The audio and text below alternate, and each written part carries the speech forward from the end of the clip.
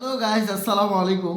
শুয়ে শুয়ে একটা কথা ভাবতেছি, তো ভাবলাম যে কথাটা আপনাদের সাথে শেয়ার করি, কারণ এটা যে শুধু আমার মাথায় আসলো তা না, এটা সবার মাথায় আসে, কেউ শেয়ার করে না। তো আমি ভাবলাম যে আপনাদের সাথে শেয়ার করে আমি গ্যারান্টির সাথে বলতে পারবো এই কথাটা অনেকজনের সাথেই মিলবে কিন্তু। তো ভিডিওটা স্কিপ না করে আমার কথাগুলো একটু শুনেন। আমি অনেক বাংলাদেশ ইউটিউবার ভাইকে জানি যে যারা বিশ্বাস করবেন না ভাই, ঘন্টার পর ঘন্টা এখানে ওখানে মনে হয় শ্যুট করে, তারপর কম্পিউটারে বসে মনে হয় 2 ঘন্টা 4 ঘন্টা ধরে ভিডিওগুলো এডিট করে ইউটিউবে আপলোড করে ভিউসের জন্য, সাবস্ক্রাইবের জন্য। ভিউ আর লাইভ হয় কটা করে জানেন? 40টা ভিউ, 3টা লাইক।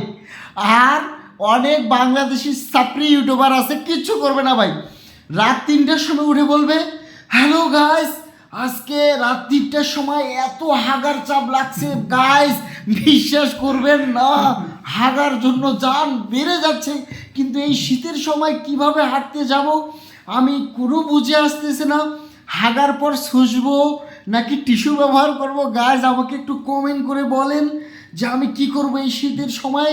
যাদের এরকম হয়, রাত 3টার সময় 2টার সময় ঘুম ভাঙে যায়, হাগার খুবই প্রেশার ওঠে, কিন্তু হাগার পর টিস্যু ব্যবহার করলে ভালো হবে নাকি পানি দিয়ে ধুইতে হবে? তো এই ঠান্ডার সময় পানি দিয়ে ধুইলে কীরকম ঠান্ডা লাগে একটু কমেন্ট করবেন। নাই direct 1 million view, 3 lakh 4 lakh like, কীভাবে সম্ভব ভাই? মানে সম্ভব কিভাবে এটা? ও শালা ঘন্টার পর ঘন্টা ভিডিও বানাচ্ছে, ঘন্টার পর ঘন্টা এডিট করতেছে, ভিউ 40টা, আর ও শুধু শালা ক্যামেরা উঠাইলো রাত 3টার সময়, তার নাকি হাঁটতে চাপ লাগছে। গাছ এখন আপনি কমেন্ট করেন সে শুষবে নাকি টিস্যু ব্যবহার করবে, ওর নাকি 1 মিলিয়ন লাইক।